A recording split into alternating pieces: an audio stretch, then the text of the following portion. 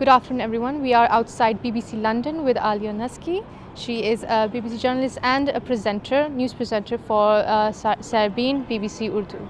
How are you? Hi, I'm good. It's cold, about to rain, Yeah, but apart from almost that, about to rain, yes. My question would be that when did you decide upon being a journalist and especially being in the BBC presenter for Sarbin? Yeah, so see, the thing is, I never really consciously made that decision. I had moved to London in 2002, 2003, and I was actually studying. I'd taken my GRE and I was applying to universities in America because I wanted to do a PhD in conflict resolution and the feminist theory. Wow. I'm hoping to do that still at some point in my life. So I was really focused on that, but to be honest, I needed the money, and someone told me that the BBC's Urdu service, in the World Service, they were looking for translators. So I started freelancing with the BBC, and this was around 2004. What then happened was they opened up a job within the next few months. They had just started an FM operation in Pakistan where the BBC was providing 5-minute bulletins at the top of every hour on a certain FM station. So they were looking for translators and presenters to present those bulletins, and they opened up a few jobs for that. So I applied for that, I got that, and then a few months after that they opened another position up, which was for a producer for the website, like an interactive producer, and I worked as a producer on that for a good 5-6 years. Then I went away for a bit, and then I came back when the Urdu started their own TV show, which goes out on Pakistan on a channel called Aaj, and they were looking for presenters for that at the time, and that's when I came back. So it's just I've sort of drifted into things at the BBC. Not to say that I haven't worked hard, of course I have. And how would you define your roles and responsibilities as a presenter, as a journalist and a presenter at the BBC Urdu?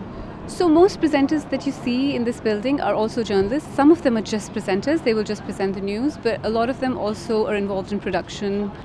Also, more and more I find in the media industry, especially at the BBC, everyone does everything. So we're all essentially multimedia journalists. Some of us are that and editors, that and producers, that and presenters.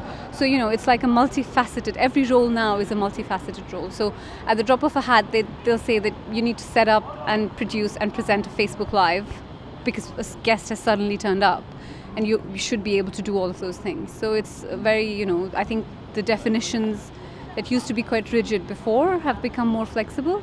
In the past few years, have you seen more female representation and diversity, or was it always there in BBC, or has it changed? So I think what has definitely happened over the last, say, even 10 years is that there is a greater awareness of the need for newsrooms especially to be more diverse, and not just in terms of gender diversity, but also, ethnically or racially diverse.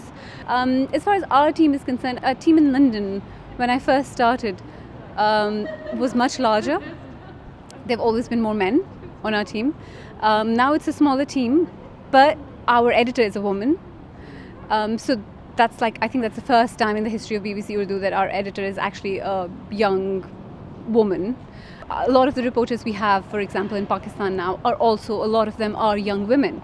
So representation in terms of, if you look at the overall BBC Urdu team, I think there are a lot more women on the team, not in London maybe, but overall there are a lot more women on the team than there were when I first joined, because the only women we had back then, I remember we had a sports reporter who used to be based in Lahore, and we had 1, 2, 3, 4, maybe 4 or 5 women on the desk here. But now a lot of our reporters in the field are women. So I think as time goes on, these things get better, and they only get better, I think, once you start talking and thinking about them. And I think that is increasing. So that's I think we're moving in the right direction. To have a conversation. Yeah, exactly. With all your experience and many years working in the BBC, what kind of advice would you give to the newcomers in the industry, female, male, whoever? So I think if this is something that you really want to do, if you're passionate about something, you're usually good at it. And then you never stop learning. Because the minute you decide that you know everything and you've cracked it, that's when your growth will stop. So you have to keep learning and keep growing. And I remember when I first started, the last I'd done Urdu was when I was 16 for my school exams. And I used to, look around in my head for words. When also news is written in a certain way, which I was not familiar with. And when you're new, you're like the youngest person on the floor. It can be really intimidating. But so I used to feel really awkward asking.